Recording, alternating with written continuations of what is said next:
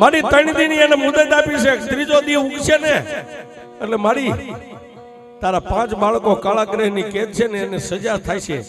અને તેથી રાતના 1ના ટકોરે મારી આદ્ય શક્તિ એટલું બોલી કે એ બાઈ મેલડી સાંભળ, આજ મારી વસ્તી તને કાળી કરવા બેઠી છે. જો તારામાં તારાપણું હોય ને તો આજ મારી શક્તિની વસ્તી લીમડીની જેલની માલિપા પુરાણી છે છોડાય. અને તેથી મારી મેલડી નાળિયોરની માલિપાથી બોલી હતી, કાળા ભુવા આજ તારી શક્તિને કે એકવાર મને મેલડીને રજા આપે. કાલનો દિવસ ઉગે ને 7 વાગે ને એને સજા પડવાની છે, પણ 100 વાગે અને તારા 5 ને જો નિર્દોષ નો છોડાય આવું તો હું મેલડી નહીં બા.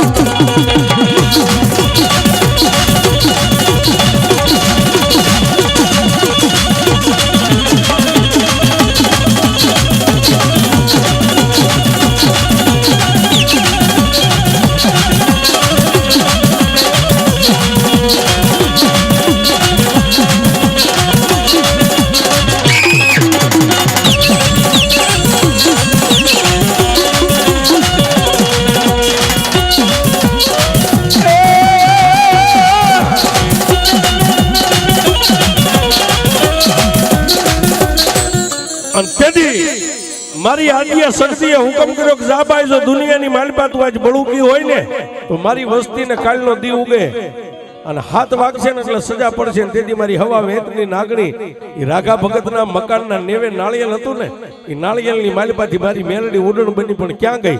લીમડી સ્ટેટ રજવાડાની માલિપા.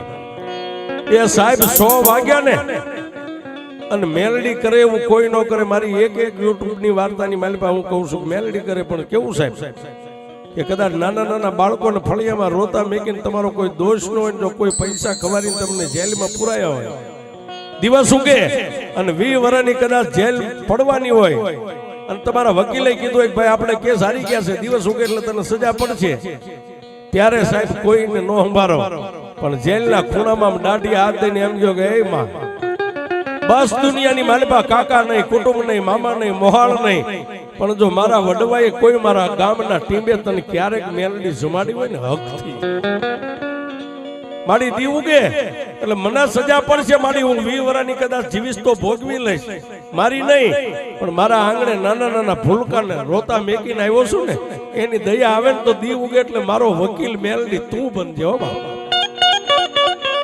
અને સાહેબ દેદી મેલડી એમ કે જાજા ગાંડા દી ઉગે અને 11 વાગે કોર્ટ ખુલે ને તને 2 પોલીસ વાળા બાવડું થોપીને જજની સામે ઉભો રાખે અને જો જજની જીભ ઊંચી થવા દઉં તારી મેલડી નહીં બા.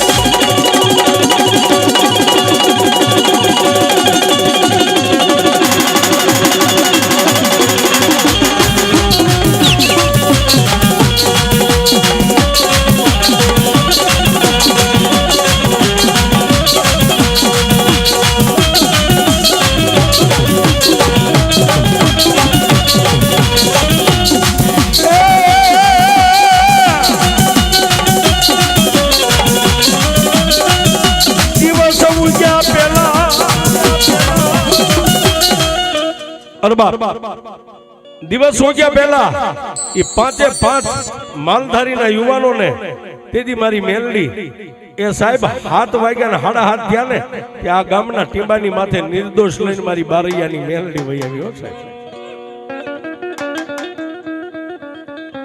પણ સાહેબ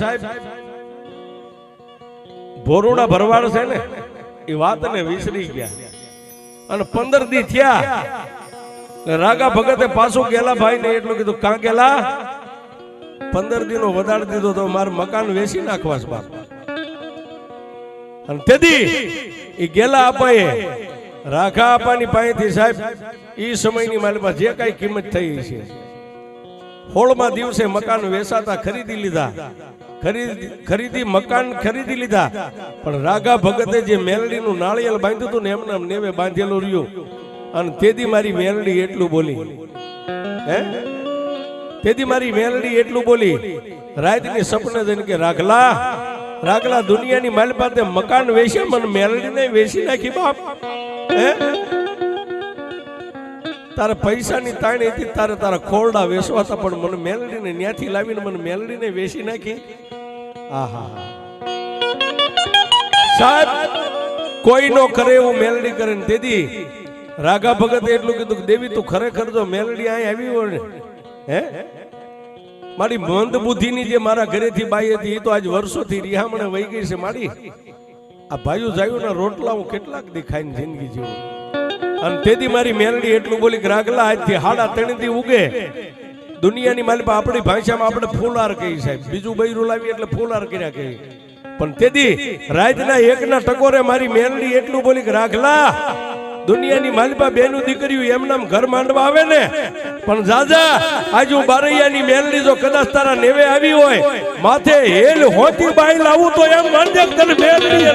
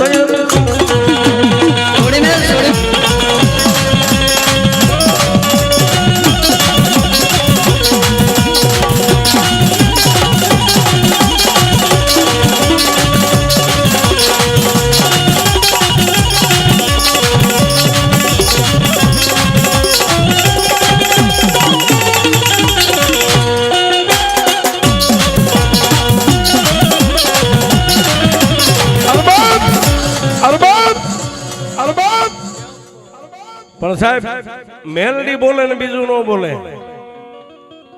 અને તેથી રાઘા ભગત ને બીજું બૈરું ઓલું તો જીવતું તો પિયરમાં રિહામણે બેઠો હતો, પણ મેલડી બોલી કે હેલ હોતી તને બીજી લાવી દઉં તો એમ માનજે હું બારૈયાની મેલડી લાવી દી.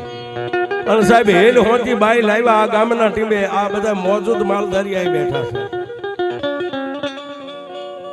પણ ઓલું મકાન જે હતું આ માલધારીની મોજ, ઓલું જે મકાન ગેલા આપાને આપી દીધું હતું ને વેસાતો, પછી માતા મેલડી એટલું બોલી કે જાજા રાખલા જે આશરે તે મને મેલડીને મેકીને આવ્યો છો ને, જો હવે એની ડોકની માલ પર મારી બાળાયું ન પહેરાવું તો હું બારૈયાની મેલડી નહીં.